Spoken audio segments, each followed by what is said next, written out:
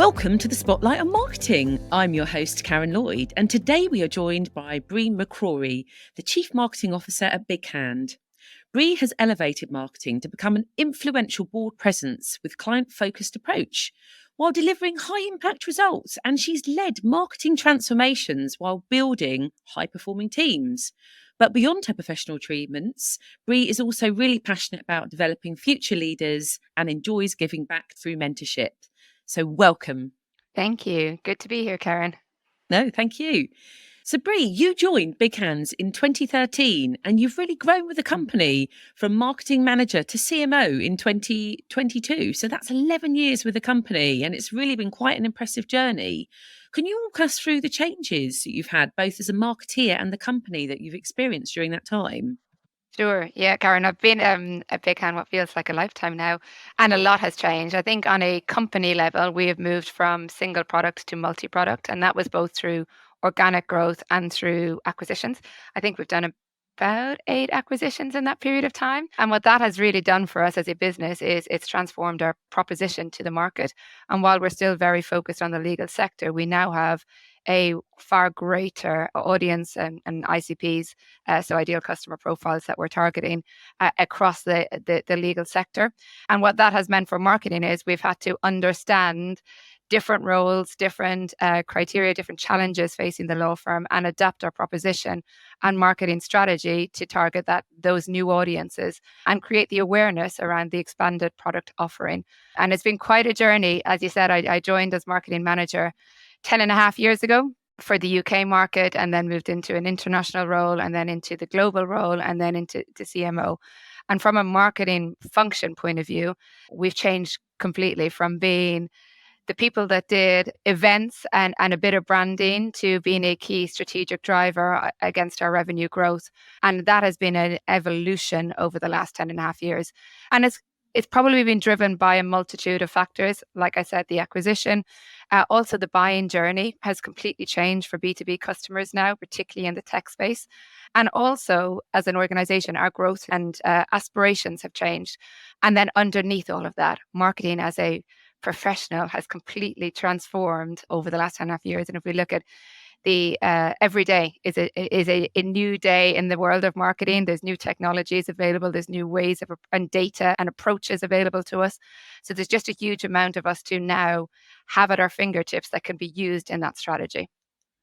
Incredible. There's a lot to unpack there because it's been quite some time and so much has happened.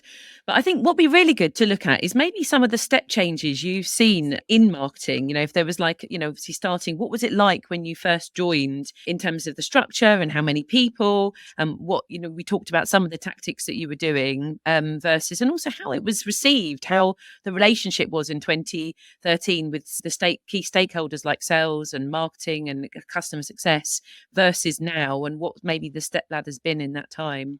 It's changed completely, right? It's so when I joined on the day of a product release at BigHand, and I was asked, "What are we doing for the release?" And I was like, "Oh, well, we're just going to email our customers." And it was that marketing was the afterthought. We hadn't really factored in what our marketing going to do for this product release. And I was like, I think there's more we can do here. And that was the starting point of marketing, getting more involved in how we speak to our customers, how we engage our customers, how we educate the market on our offering. And I think at that point we were operating regionally. So there was a marketing team in the UK, a marketing team in North America, a marketing team in Australia, and a marketing team in the Netherlands. And I say team, it was 1 or 2 people per region, but they were very isolated. And it was almost a barrier up of we didn't share. It was what we're doing in our region. It was very localized. It was very, at that point, probably rightly so, in that the markets were quite different and our presence in each market was very different. What's evolved over the years is actually the legal sector has moved together on a global basis, and we're seeing a lot more trends and similarities across different regions.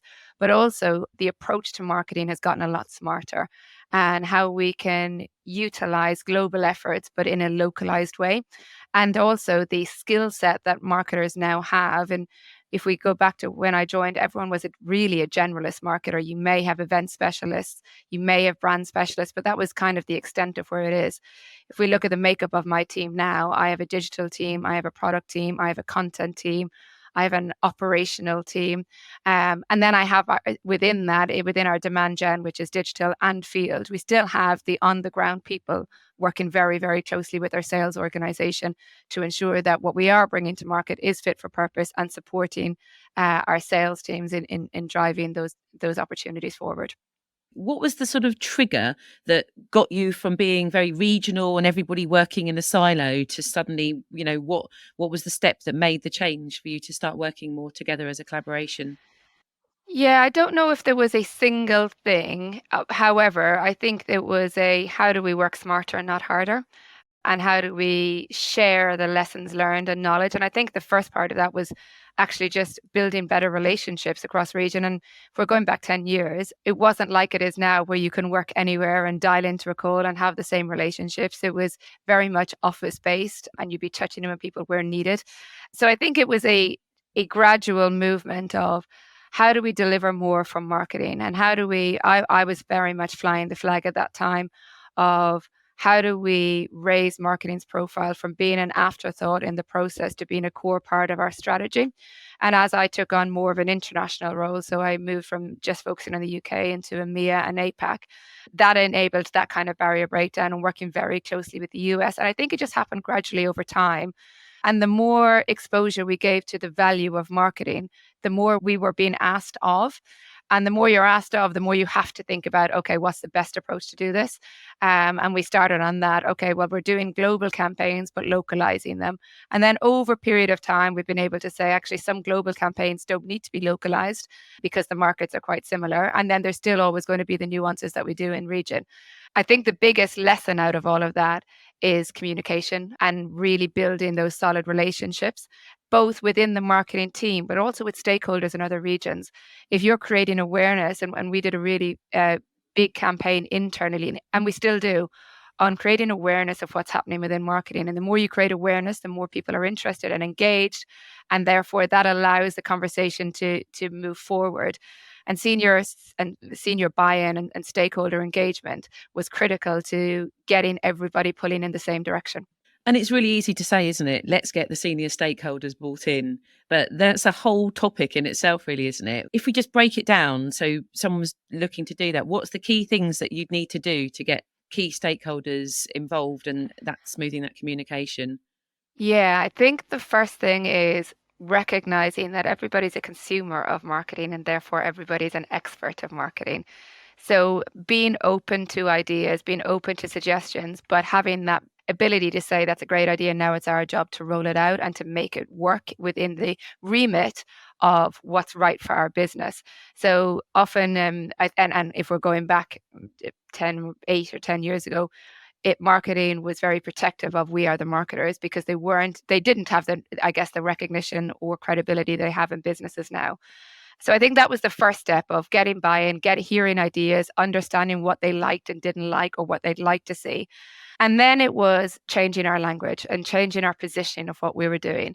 Rather than talking about the activity as the output, talking about the results and how that impacts the business and the revenue goals and what we're trying to achieve as a target. So actually stakeholders don't really care if you're going to an event. They care about what's the outcome from that event and what are we aiming to achieve, and starting to talk more in numbers and data versus the activity. And I guess moving away from being the coloring in fluffy team into a data driven business team that's driving that strategy. And I think going back to what I mentioned around the changes, having exposure to the acquisitions, and we ourselves sold in that period of time to new private equity owners, and being able to be part of all of those strategic decisions for the business and strategic projects gives a lot more insight into the why we're doing certain things, and being able to bring that then back into marketing and going, okay, well, if that's the outcome, how are we going to take the steps to get there versus just continuing to do what we've always done in terms of an activity level. Brilliant. And I know, because when we spoke briefly before, you said, in this current climate, when other companies are cutting marketing spends, they're not going forward with marketing. In fact, they're shedding. You guys haven't had any impact on your budget or your team really in that way. So can you talk about how you've proven, really, what sort of metrics, what sort of data that you've produced to prove, and that the Hmm. company now build into what they're doing? Yeah, we've definitely evolved our marketing position within our organization to being a key part of our revenue strategic plans. And I think that has really tied into the investment and support we've gotten from both our leadership, but also our private equity investors. So we're the opposite of a lot of companies right now. We actually have had an injection into our marketing team, and I've doubled our team, more than doubled our team in the last 12 months. And that is down to again, going back to what I previously said, understanding how to better communicate what happens and the results from marketing. So while our sales team want to know about who the leads are and what they've engaged in, our budget holders want to understand what's the ROI from every pound spent, and being able to give them that visibility of, okay, well, the average B2B company in a tech environment gets a 5-to-1 return on every pound spent. How are we tracking against that? And are we measuring the right things and focusing our activity? And we have an excellent RevOps team that marketing work really hand in hand with, that's able to get us on that data journey. And by being able to demonstrate that alongside our funnel segmentation and understanding what's moving things down through the funnel and directly aligning that to where we're running big campaigns or we're doing marketing activity, and have been able to demonstrate the attribution element of that, of funnel movement, gets the budget holder buy-in. And I think the other part is storytelling, right? And it's been a journey to get to that point. It hasn't been we've just given them the data. It's we've taken them on the journey of the transition of B2B tech buyers. And in that, 70 to 80% of the buying journey for customers is done before they're ready to speak to a sales rep. And that doesn't mean the sales rep aren't important. They're really, really critical in these sales, and really critical to marketing, to make sure that we're have the messaging correctly and that we're targeting the right people and that we understand the context of this challenges we're trying to solve. But if you understand that 70, 80% is done before they're ready to speak, we have to then have a better insight as to what are they engaging in, how do we move them through the funnel, and bringing people on the journey and highlighting the movement of that journey and the number of touch points that happen before the opportunity is even created was a real big part of getting to the point where they go, actually, you know what, we should be investing here if we're going to get the growth that we want to see in terms of revenue and profit. Brilliant. And roughly, just as a ballpark figure, how many touch points do you have to do before someone buys generally? That's a million dollar It is, question, isn't Karen. it? It is the million-dollar question, and the honest answer is we actually don't know. What we do know, because all of our products are in a different life cycle stage. So some of our products are very new to market. So we're creating awareness of the problem, and then we're saying, actually, if you solve the problem, here's the benefits. And by the way, we have technology to solve that problem. So we're bringing people on that journey, whereas some of our other products are in a more mature market. So it really varies. And I think what we are able to see in that is trends within the buying journey. So as an example, we're able to see that if a decision maker engages in some of our market research early in the buying process, the length of that buying process shortens. So if we can get that content in front of a decision maker, then we can shorten the sales cycle. We also can see that our decision makers are one of our lowest categories of engaging in our emails. Naturally, they're very busy people. They don't have time to be sitting through marketing emails. That leaves us with the challenge or opportunity of, okay, well, how do we get this content in front of them? So we've invested more in third party publications. So where are they going to get their news? Where are they going to read up on what's happening in the market? And where are our ICPs, or our ideal customer profiles, getting their information and sources from? How do we get it in front of them that way? Because the likelihood is they're not probably going to respond to a targeted marketing email as and when. And understanding that only 1% of buyers, B2B buyers, are in the market when you hit them with marketing. You've got to be thinking about the alternative ways of getting in front of them and staying relevant, so that at the point they are in the buying process, we're the right people and they know about us. Yeah, that's incredible. It's an incredible the insights that, and but as you say, anyone can have the data, can't you? You can have the data in front of you, but it's how you interpret, do that, look at it, and segment it. And it's brilliant that you can tell the story behind that. It's quite phenomenal. I think a lot of people get hung up with like the magic metric. I don't know if you find that, like at one point that people were always about MQL or it was SQL, whether it's monthly recurring revenue. I'll put you on the spot now and ask you, do you have a favorite metric or not really? I have a metric that so our overarching metric as a marketing team is our revenue and profit number. Yeah. And that's how we really stay aligned with our sales organization. We have the same target. So that is the overarching. And if you ask anyone in my team, what's our overarching goal? That's the first thing that will come to mind. Underneath that, we have lots of different things. What I actually want to be held most accountable for in terms of our revenue and growth is the sales accepted leads, so qualified leads into sales. We could measure all the MQLs in the world, and we do, but it can be a vanity metric if it's not converting to closed won deal. So that's the ultimate number for us. However, we are operating in a world where everyone in my team has their own individual metric, and whether that's a solid black and white, we've identified that's the right metric or not, it's a starting point on that journey. So all of that ties into the overarching, how are we going to take those steps to get to that bigger piece? And everybody has a part to play in that. As you said earlier, you can get hung up on data, you can get hung up on which metric to measure, and you can get hung up on going, actually, I'm not sure that's fully accurate. My message on that is start somewhere, put it into practice. Every bit of data is actionable.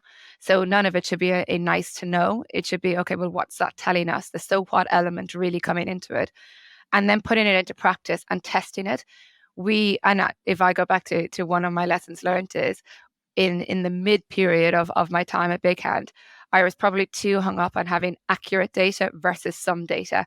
And the reality is that our data changes all the time. Our buyers are changing their buying process all the time. The markets we're selling to, the challenges that are in the market are changing all the time.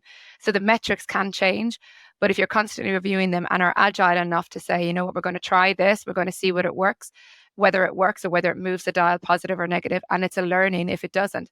But starting somewhere and not getting hung up on having a perfect insight into the data. And I often say to our investors in that it's highly likely I'll come in the next time I'm presenting to you, I'll have changed the metric or I'll have changed the target, because we're getting better insights month on month on month. And that allows us to be actionable and agile enough to drive change. And what I think is really impressive about what you're doing is that everybody in the team knows. Sometimes you can just say, oh, they don't need to know, they just need to be a cog in the wheel. But everybody in the team knows, and at any point you can ask somebody and they know exactly where they stand. I think for me, it's how I manage my team as well. Anything anyone's doing, I'm saying this is how it's going to contribute to the overall success. And I think personally, it's the only way really to build and grow a team that's been proven, as you said, you've had a successful growing team, and people have gone and developed through the company like yourself. So is there other people that have stayed and been there at the same length of time as you and have gone on and moved on with the business as well? Yeah, a lot of our senior leadership team have been at the business longer than I have and evolved through various roles. My own management team, so I have 4 direct line reports. All of those started in more junior roles. And if we go back to when I joined, marketing was just a general marketing function. Now we have our departments, and each of them have been able to grow and set up those functions and set up those departments within the marketing department. So they've all come in and had career growth too. And it's been great to see their ideas come to life and how we can evolve. And it's funny, you often get asked when you're leading a team, what's my career development? What's the next role for me? When's that going to happen? And my mantra is actually stay doing the right stuff, have a growth mindset, stay learning and putting into practice and raising your hand and bringing ideas to the table. I don't want a yes team is what I tell them all the time. And opportunities open up. I couldn't have predicted 18 months ago what my team structure would be like in 12 months, because we were responsive, we got investment, we didn't know if we were getting that, etc. And that opens up opportunities all the time. And again, we're lucky at BigHand in that as we identify new ways of working and we can put data into practice and try new things, I have the opportunity to go, actually, I'm going to change something up here. I'm going to, and for in the 10 and a half years we've driven change in marketing, no one's ever said no to my proposed restructure or my proposed new function. And everyone's been very supportive of, let's try it and see where we land. So I think that also plays into the growth mindset of the team, means that everybody is growing and learning and moving up. Exactly. And amazing. I mean, the growth mindset, again, it's one of those things that's really easy. Everyone knows it's kind of like a mantra. I mean, I'm trying to get my children onto the growth mindset. They're like, no, not again. We're not being fixed. We're being growth. But it's definitely one of those things that's important. But to live and breathe it and actually do it is another thing. And I think what's the interesting factor there for me is most people in marketing, they probably stay 2 years, maybe 4 years within the company. And one thing I think that's mostly impressive is I also think there's like a challenge of a perception. You come in as the junior marketing person or a marketing manager, and you have to kind of move companies to reinvent yourself because the leadership team kind of pigeonhole you and believe that that's all you can be. And, they lose faith or whatever. So I think it's a real testament to not only you, but also the leadership team you've been around, that they've seen that talent in you and they've developed and they've listened. And as you said, you've got the reputation of someone who you come to something and they listen and they implement your ideas. How do you feel about that?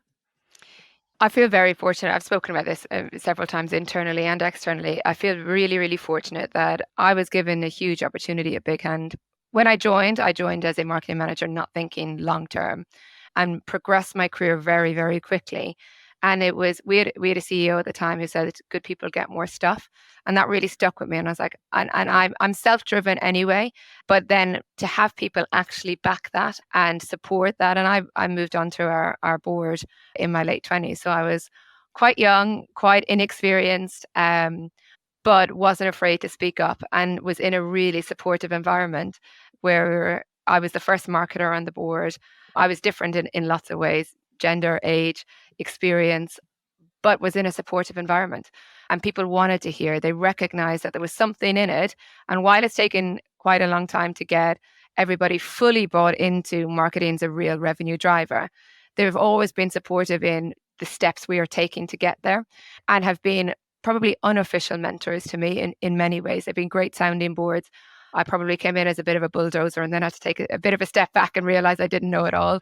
But we're supportive the whole way along. And I think that has been hugely beneficial. And my current CEO has been very instrumental in the growth mindset and really pushing me to evolve that and embed that within my team as well. So yeah, very lucky to have the support that I have had and continue to have, and to have a voice and to have always had a voice from the moment I joined the board has been not something I've taken for granted. No, but as they say, you make your own luck, don't you? And it isn't just a magical thing. You've certainly worked hard to get there. But I think what you've said, the point is for me, from the people I interview, the people I deal with, my understanding is the CEO is such an intrinsic success factor. And this is one of the inspirations really for doing this podcast, because I'm hoping CEOs will listen and say there is another way of doing things, and maybe have a self-reflection moment of understanding growth mindsets and spending some time on their own skills as well as helping others, because you sound like you've had an inspirational one, but not every CEO is the same. One of the things I wanted to touch on, I was really interested to talk a bit more about the journey that you've been on with the change of products, because I know to start with, it's really easy to have a tech product and then have one famous core aspect that you're famous for and everybody knows you for. But through acquisition, you've kind of like changed your landscape, and you're not just the company that, is from your core product now. You've got very others. So how have you managed that transition and transformation of that journey? Honestly, with difficulty. And it's because we were market leaders for one product for almost 20 years. And we were very, very successful with that. We had very solid relationships with our buyers in that space, which was traditionally IT within law firms. We were very well known within the legal tech supplier community for that one product. And then our evolution was organic was a lot easier, but the wider piece of bringing in completely new products to new audiences within law firms, it was a lot harder than I think any of us anticipated. And on reflection, what we've learned is you tell them once and you tell them 100 times. And it's how do we continually communicate out our expanded product offering? How do we really educate them? And with all the M&A that we've done, every time we've done an M&A or an acquisition, we've sat down and gone, okay, what would we do differently from a marketing, brand, positioning, communication out? Because you learn each time. And we've got some stuff wrong and we've got some stuff really right. But using data to help understand that transition and having a longer view, and that it's not you buy a company and you embed them and then all of a sudden everybody knows that they're part of your portfolio and where it fits in. We're still very much on that journey of educating both internally and externally how it all pieces together and how our longer term product strategy. But I think the takeaway from it is it's never a one and done. It is a constant journey. It's a constant reminder. It's a constant evolution, and arming anybody, both internally in terms of all of our client facing people, but also the wider legal tech community, educating them over and over again about who we are now, where we're going, and being that constant reminder through case studies, through thought leadership, through market research. We've really had to push the boundaries there and really understand it from that side.